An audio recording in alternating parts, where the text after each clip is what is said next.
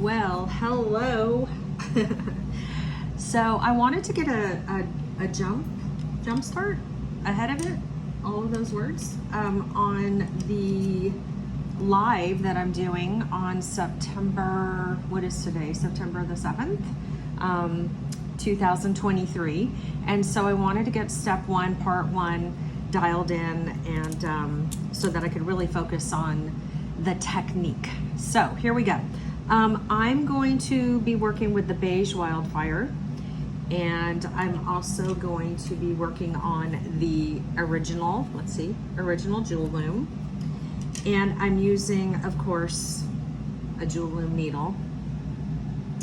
And I'm going to be working with the new Bright Lights Vega Nights. So Vega, Texas has a print on my heart forever and a day. And if you haven't heard the story, you know, I broke down in Vega, and the dispatcher was amazing, and the deputy that sat with us until the tow truck came was just seriously an angel, you know, totally a God sent angel of protection, I believe. So I put together this kit. It's a modification of a kit I had put together for a memory pouch. And so I thought, well, we've done the pouch, let's do a bracelet. So this is a gorgeous 8-0 Rosaline luster color, and it's just so beautiful. And then I've got a terracotta 11-0 that I'm going to be using for the loops. This is going to be the base, and then if I need 8-0s for sewing on the clasp later, then I can pull from here as well.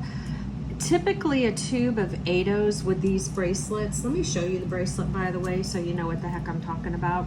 So this is the bracelet. It's called Ocean's Desire, this particular one. This was in my book, and we're going to be doing this. So the first step is to build your base. So we'll be doing 1, 2, 3, 4, 5, 6. We're going to go 6 across with the 8-0s. And for my wrist, I have a 6-inch wrist. So I'm going to build the base. I think it's like about 5.5 long. And then the clasp. Now this is not the clasp that comes in the kit, because this is a real this is a real silver expensive, oh my heck, I think I paid like 30 bucks or something for that clasp. But yeah, so we're gonna do that. And then just as a separate idea, if you only wanted to bead the middle of your bracelet, we did this in the past. This was the earth tone kit, one of my most favorites. We warped with hemp, and I love this, and it's such a fun design. So you could always just do the looping in the middle of your bracelet if you chose to, but with this particular demo project, I am going to be warping and using the Wildfire for both the warps and the wefts. So I don't know, you could still just do the middle. Totally. Well, we'll cross that bridge when we get to it. All right. Let me show you the kit that I put together for you. There are, gosh, at this taping, I think we were down to 15. So this is a combination of check glass that you're going to get in the kit. And it's a variety. Nothing is the same. You'll probably have a big 1 or 2 focal beads in there that you can or cannot use in this project. And then I also put together a bag full of gemstones. Now I'm just going to put those in my hand. I'm going to take out the 3 buttonhole clasp that you're going to have in your kit, because we're going to sew our clasp onto this project. So I'll just put that to the side. And then there's some aqua jasper. Every little baggie is a little bit different. The main gemstone, which is man-made, is the aqua jasper, but then in some of the kits I sprinkled in little chips of like a topaz quartz, and I don't know, there's a couple other, it looks like some lapis got in this one. So just a fun assortment. I'm going to keep this to the side just so as I'm building my project, I know where to pull from. And so yeah, so this is our new kit, and it's all right here if you want to take a lookie. And like I said, I think at this point we were down to about 15 of these. And so yeah, all right, I'm going to put all of this to the side, because for this part 1, we are just going to focus on building the base, which again is just going to be this area right here. So let's go ahead and clear the area. Should have some backup noise, right? Beep, beep. And oh, I'm also have my scissors and my flats on hand. They kind of act as a third hand there. Let me bring in the Jewel Loom. So I'm going to put the rod in the bottom hole, and let me just kind of give you a visual too, so you know where my body's at. This is my left hand, this is my right hand, and this is my body. So if you look at the bottom of the Jewel Loom, the bottom of the Jewel Loom is closest to my torso. And what I'm going to do is take the rod, and I'm going to put that in the bottom hole. And then remember, your Jewel Loom, I'm not going to force it. Oh, let me pull back out. Hold on. See, when that happens, I love it when that happens. Turn the loom and just kind of reposition the tension. Don't ever force it, because the Jewel Loom is made from a flexible plastic, not a bendable plastic. So do you see what happened just right there? When I first tried to put the rod into that top hole, it was like, yeah, I'm not gonna have it. I'm not in. And so yeah, so I just turned the loom and repositioned it, and it worked. So all good, but definitely something to remember about the loom is that it is, you know, it is a flexible plastic, not a bendable plastic. So I'm working from this big old ginormous spool of Wildfire. I'm gonna turn the loom over, and this button right here is closest to my body. All right, and I'm going to just make a loop, and we're gonna put that, oh, and I told, when you're working with this lighter color Wildfire, you got to pay attention because it's very light. And so I guess I could have pulled some black out, but I really just, for my project, I haven't made a full bracelet in a while, so this is going to be really fun for me.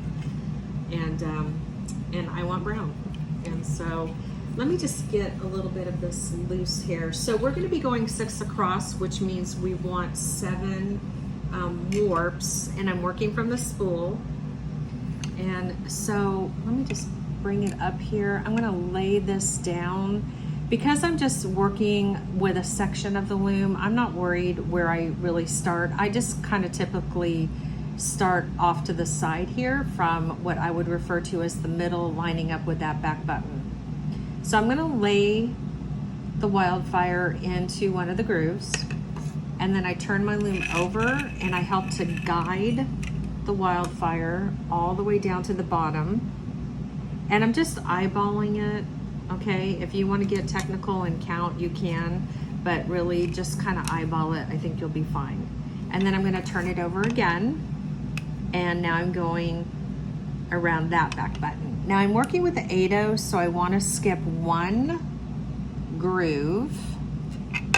Flip it over again, bring it all the way up to the top, skipping a groove, flip it over, wrap it around, and we're just going to continue to do the same motion, same process here, skipping a groove. Oh, it looks like my groove down, did you pop back in? I'm going to fix that later. I'm not worried about it. Okay. So my thread bounced over one, but it's on the bottom, so I'm not going to have, no kidding. And we're just going to, let me come up to the camera here. So what do I got? 4. So I need 7. So I got to do this a few more times.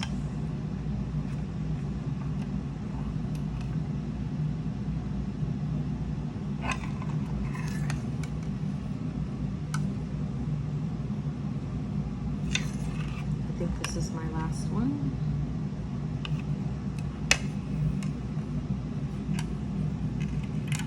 If you ever feel like you need to get a grip, just see how I grabbed it with my pointer, because you don't want to lose your tension. So if you ever need to readjust your hands. So what do we got? 1, 2, 3, 4, 5, 6. So I need one more. I need 7 warps because I'm doing 6 beads. So it's always one more warp than it is the beads you were doing across. Okay. So there's my 7. And so now what I'm going to do, and let me just give myself a little extra space with that. So now I'm just going to grab the warp and I'm going around the button. Make sure you don't grab the metal rod, because then your warps are going to get loose. So just go around that back button a handful of, or a few times. And then I'm going to put pressure with my thumb. And then I'm going to come over here, and I don't want to waste. So I'm just going to clip it. I don't know, I have several inches, I guess you could say. And then what I'm going to do is I'm going to find the end. It's so light colored. And then just coming under all the warps. So the goal here is to get a knot. And really, however you get to that, you may be like, oh, well, Jules, I do it this way. And that's fine. Whatever way you do it, the goal is to just get your first knot so that you don't lose your tension. Okay, so that's how I did that. And then again, so I'm just gonna come under all the warps and grab that little wiggly tail. And then I'm gonna come back through the loop and pull it up. So probably okay with just those 2 knots. So I'm gonna go ahead and trim. And wonderful. Okay, so where was that area?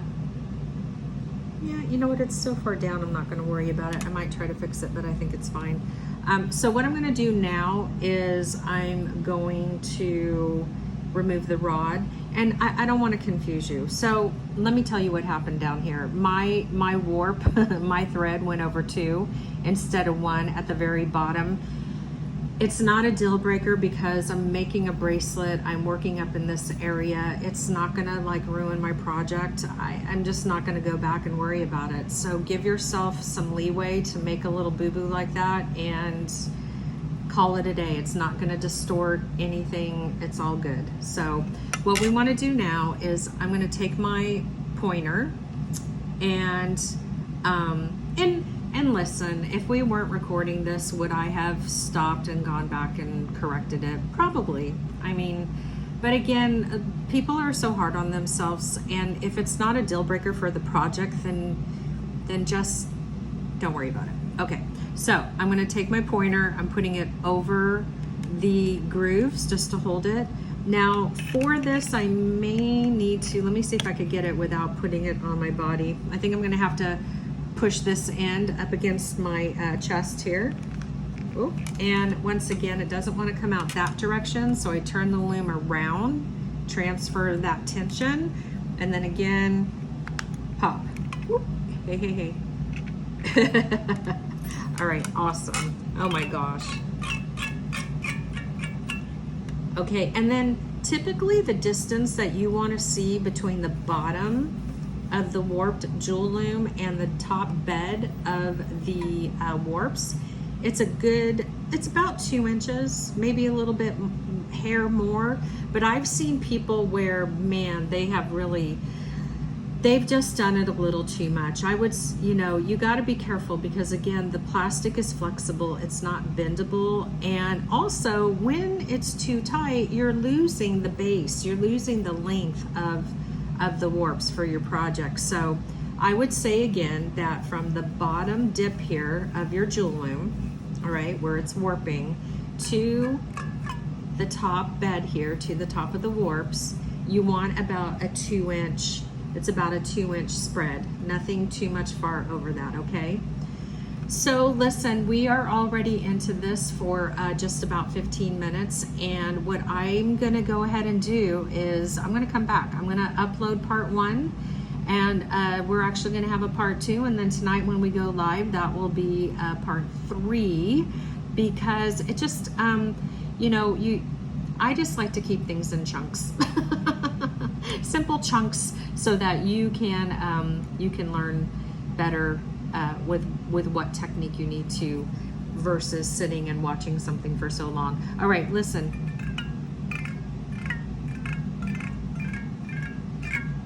Okay, that's a good warp. That's a really good warp. All right, I'm going to upload this and then we'll get started with building the base.